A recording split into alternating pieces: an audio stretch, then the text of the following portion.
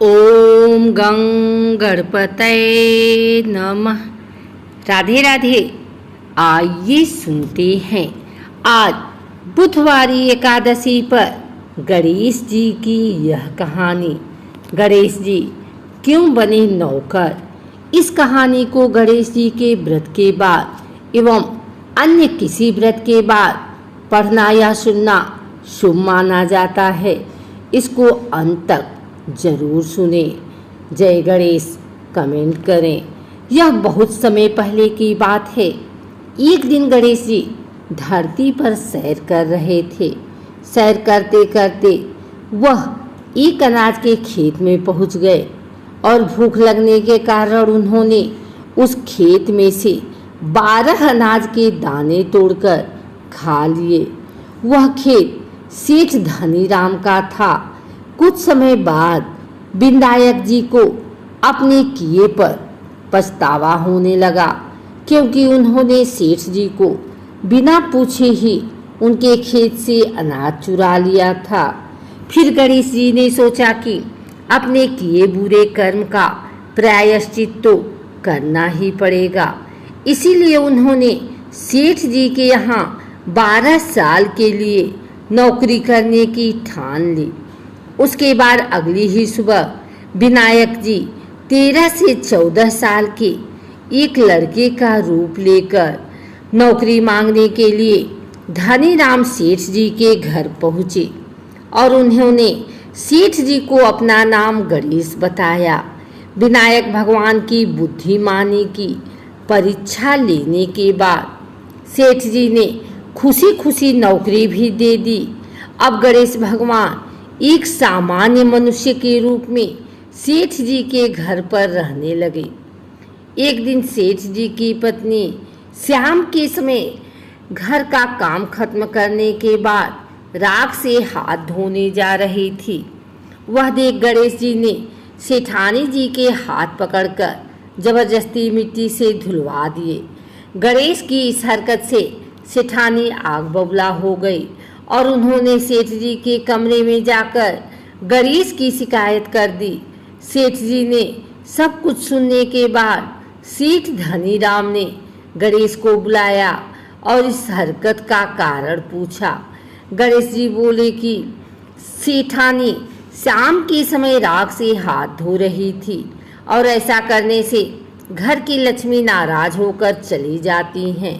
इसीलिए मैंने उनके हाथ मिट्टी से धुलवाए। इससे घर पर माता लक्ष्मी की कृपा बनी रहती है। यह सब सुनकर सेठ जी ने सोचा गणेश की सोच तो बड़ी अच्छी है। उसके कुछ दिन बाद कुंभ मेले का शुभ अवसर आया।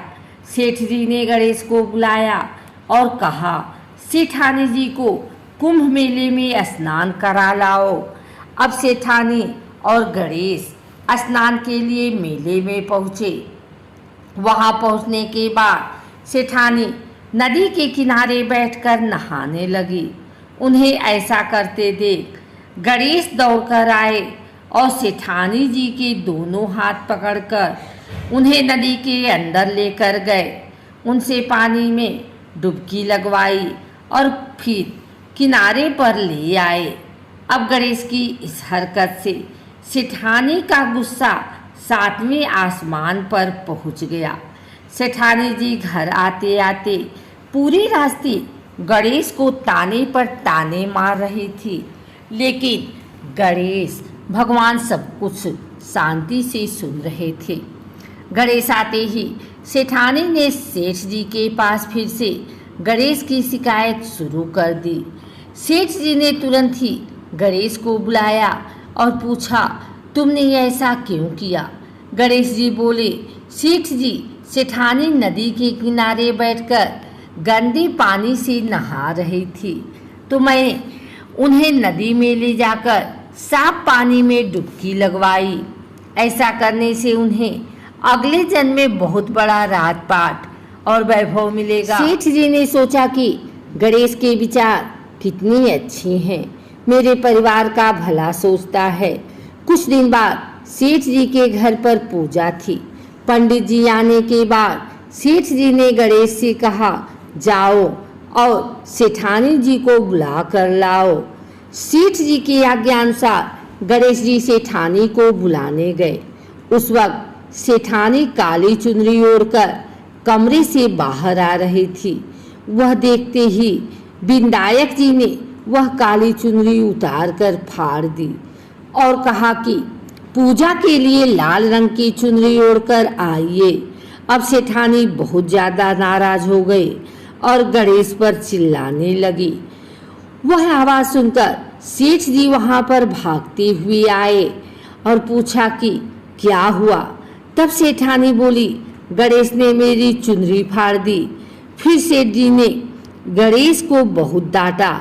जवाब में गणेश जी ने कहा कि सेठ जी, पूजा में कभी काला वस्त्र नहीं पहनते हैं, इससे शुभ फल नहीं प्राप्त होते हैं, इसलिए मैंने ऐसा किया। सेठ जी ने सोचा कि गणेश है तो बहुत ही समझदार। इसी तरह लीला रचाते हुए उसी घर में गणेश जी के 12 साल बीत गए। फिर एक दिन सेठ जी ने नया कारोबार शुरू करने से पहले घर में पूजा रखी थी। पूजा करते करते उनको याद आया कि पूजा की सामग्री में गणेश भगवान की मूर्ति तो है ही नहीं। तब उन्होंने अपने नौकर गणेश को पूजा घर से भगवान विनायक जी की मूर्ति लाने के लिए कहा।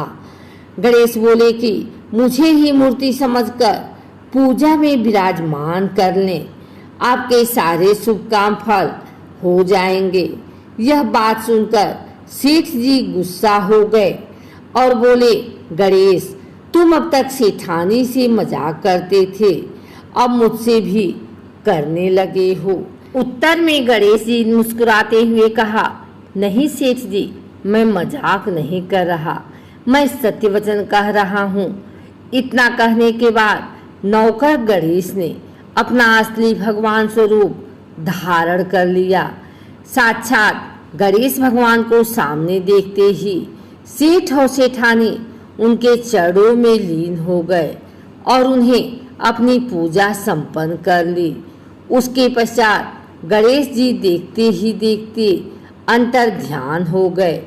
बाद में सेठ और सेठानी को बहुत पछतावा होने लगा कि स्वयं भगवान हमारे घर नौकरी कर रहे थे और हमने उनके साथ कितना बुरा व्यवहार किया, उनसे बहुत सारा काम कराया। यह सोच सोच कर दोनों दुखी होने लगे। फिर उसी रात सेठ और सेठानी के सपने में गणेश भगवान प्रकट हुए। उन्हें समझाया कि मैंने 12 साल पहले तुम्हारे खेत से 12 अनाज के दाने बिना पूछे तोड़ लिए थे और उसी कर्म का दोष दूर करने के लिए मैं 12 साल से तुम्हारी घर की नौकरी कर रहा था। अगले ही दिन से सेठ जी पर गणेश भगवान की माया हो गई। उनका व्यापार दिन दुगना और रात चौगुना तरक्की करने लगा।